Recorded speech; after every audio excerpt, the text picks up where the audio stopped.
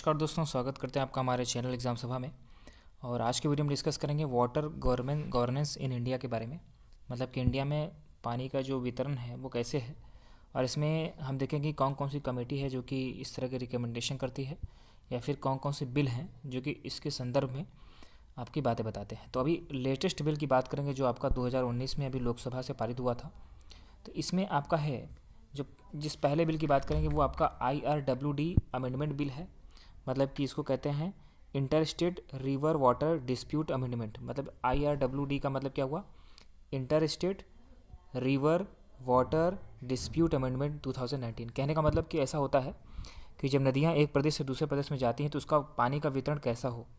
अब इसमें अक्सर ऐसा देखा गया है कि जिस प्रदेश में नदी निकलती है, ठीक है, जैसे कि नर्मदा नदी की बात करें तो वो मान लीजिए एमपी के आसपास से निकली, तो एमपी में ज़्यादातर वो जब बहती है तो अगर मान लीजिए एमपी क्या करे कि ज़्यादातर पानी वहीं पे खींच ले, उसके बाद महाराष्ट्र, गुजरात, राजस्थान के आसपास के क्षेत्रों को सिंचाई से रोक दे, वहाँ पे जो भी परियोजनाएं हैं उसको रोक दे, तो कहीं ना कहीं इसमें डिस्प्यूट पैदा होगा। उसको लेकर के हाई कोर्ट, सुप्रीम कोर्ट में सुनवाई करते हैं। तो उसी को लेकर के आपका जो बिल बना है वही वो आपका सबसे लेटेस्ट अमेंडमेंट बिल हुआ है, inter state river water dispute amendment. ये आपका पहला बिल है जो कि हाल ही में लोकसभा में पारित हुआ। दूसरा आपका बिल था डैम सेफ्टी बिल 2019। इसमें क्या होता था कि कई बार आपने घटनाएं देखी होंगी, जो बहुत पुराने डैम हैं वहाँ पे डैम की दीवारें टूट जाने की वजह से आसपास के क्षेत्र में बाढ़ आने का खतरा रहता है। जो पुराने डैम हैं उनकी सेफ्टी और मरम्मत का काम भी होना चाहिए। तो इसको लेकर के जो भी पुराने डैम हैं उनके रख रखाव के लिए आपका सेकेंड बिल है यहाँ पे।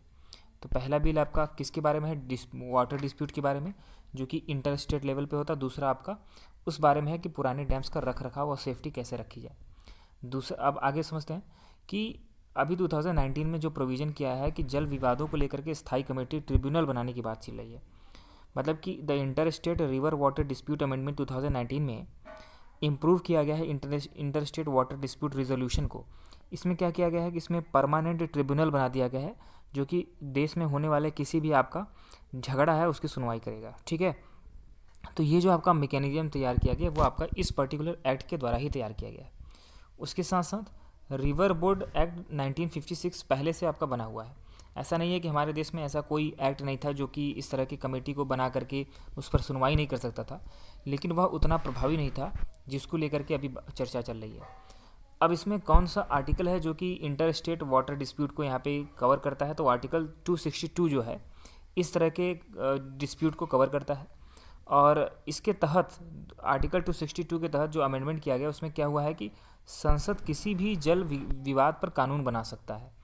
और दूसरा इसमें है कि इसमें सुप्रीम कोर्ट के अधीन होकर के कर सकता है कि सुप्रीम कोर्ट आदेश देगा सेंट्रल गवर्नमेंट को कि आप क्या करिए। उस गाइडलाइन के तहत, सुप्रीम कोर्ट की गाइडलाइन के तहत सेंट्रल गवर्नमेंट किसी भी दो प्रदेशों के बीच में या दो से अधिक प्रदेशों के बीच में अगर जल विवाद है तो उसको लेकर करके निपटारे का काम कर सकता है। लेकिन दूसरा नियम यह भी कहता है आर्टिकल 262 के तहत कि अगर सेंट्रल गवर्नमेंट चाहे, संसद चाहे, तो वो बिना सुप्रीम कोर्ट, हाई कोर्ट की सुनवाई को अधिकार दिए बिना ही उस पर कानून बना सकता है, जिससे कि जल विवाद को लेकर के एक मुद्दे को सुलझाने की बात कहेगी। कई बार ऐसा देखने को मिला है कि ये जो आपका मुद्दों का निपटारा होता है जो संसद करती है वो आपका ट्रिब्यूनल के माध्यम से करती है, स्थायी कमेटी के माध्यम से करती है। उसी के सुनवाई को मानते हुए प्रदेश सरकारों के जो भी हेड होते हैं उनको बुला करके ये बातें बता दी जाती हैं।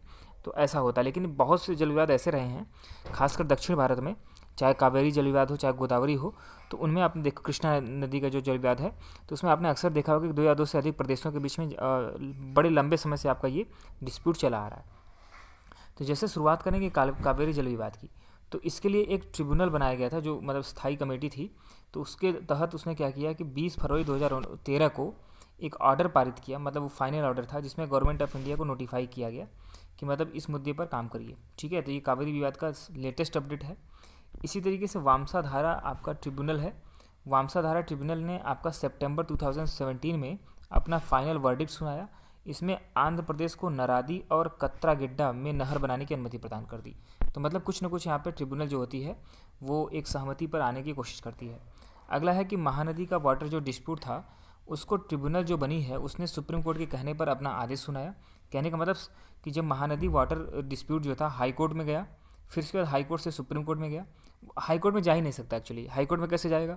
जब दो या दो से अधिक प्रदेशों के बीच का मामला होता है तो उसको किसी भी एक प्रदेश का हाई कोर्ट नहीं सुन सकता ना, तो उसके लिए सुप्रीम कोर्ट में ही जाता है केस। तो सुप्रीम कोर्ट के आदेश पर एक स्थायी कमेटी बनाई गई, एक कमेटी बनाई गई, जिसके आदेश के अनुसार क्या आदेश आया, अगस्त 2018 को उसने फाइनल वर्डिक्ट सुनाया, जिसमें कर्नाटक को ड्रिंकिंग पर्पज के लिए उसको पानी निकालने की इजाज़त प्राप्त हो गई, लेकिन वो संपूर्ण रूप से पानी का उपयोग नहीं कर सकता है। ठीक है, ये बातें आप ध्यान रखेंगे। अब समझते हैं कि यहाँ से लेकर यहाँ तक मैंने जो लिस्ट बनाई है, उस लिस्ट में मैंने क्या किया है कि जितने भी इंडिया के अंतर्गत फेमस जो भी जल विवाद रहे हैं उनको यहाँ पे मैंने बताने की कोशिश की है कि किन किन प्रदेशों के बीच में है। जैसे रावी और ब्यास नदी का जो जल विवाद था वो पंजाब, हरियाणा और राजस्थान के बीच में है। अब आप सोचेंगे कि क्या ये रावी और ब्यास नदियाँ राजस्थान में बहती हैं? तो एक्चुअली क्या होता है कि नहर के माध्यम से या फिर पानी पहुँचाने के लिए जो भी डिस्प्यूट होता है कि हम राजस्थान जैसे मतलब सुप्रीम कोर्ट में जाकर के शिकायत करेगा कि मुझे तो पानी नहरों के माध्यम से मिल ही नहीं रहा है, जैसे इंदिरा नहर वहाँ पे जाती है, इंदिरा सागर। तो इस तरीके से जो आपका हाई कोर्ट के अधीन है, जो सुप्रीम कोर्ट के अधीन है जो भी आपका, उसकी मैं बात कर रहा हूँ। दूसरा आपका है कि नर्मदा नदी पर एक विवाद है आपका, एमपी, गुजरात, महाराष्ट्र और राजस्थान के बीच में है। नेक्स्ट आपका कृष्णा नदी पर जो आपका वाटर डिस्प्यूट है वो आपका किन किन प्रदेशों के बीच में है, महाराष्ट्र, आंध्रा मतलब आंध्र प्रदेश, कर्नाटक और उसके साथ साथ तेलंगाना। नेक्स्ट आपका वामसाधारा या वामसाधार, जो कि आंध्र प्रदेश और उड़ीसा के बीच में इसका जल विवाद देखने को मिलता है। ठीक है, इस पर मैंने वर्डिक्ट भी सुनाया कि जो अभी हाल ही में अपडेट हुई है। कावेरी को लेकर के आपका केरल, कर्नाटक, तमिलनाडु और पुदुचेरी के बीच में आपका जल विवाद है, मतलब कुछ न कुछ यूनियन टेरिटरी भी इसमें शामिल हो सकती है। नेक्स्ट आपका गोदावरी है, तो गोदावरी जल विवाद में महाराष्ट्र, आंध्रा, कर्नाटक, एमपी और उड़ीसा शामिल है। नेक्स्ट आपका महानदी है, महानदी में जो जिन प्रदेशों के बीच में जल विवाद है वो आपका गोवा, महाराष्ट्र, कर्नाटका ये शामिल हैं। नेक्स्ट आपका है पेरियार, पेरियार आपका जो वाटर डिस्प्यूट है वो तेलंगाना और केरला के बीच में है, मतलब वाटर सोल्यूशन को लेकर के। तो ये आपका लेटेस्ट जो थे आपके जल विवाद वो देखने को मिले हैं। इसको लेकर के जो कमेटी बनाई गई मैंने उसके बारे में डिस्कस कर लिया। नेक्स्ट अपडेट को आपको यहाँ पे कमेंट सेक्शन में पिन कर दिया जाएगा। इसी तरह के वीडियोस देखने के लिए हमारे चैनल को आप सब्सक्राइब कर सकते हैं। धन्यवाद।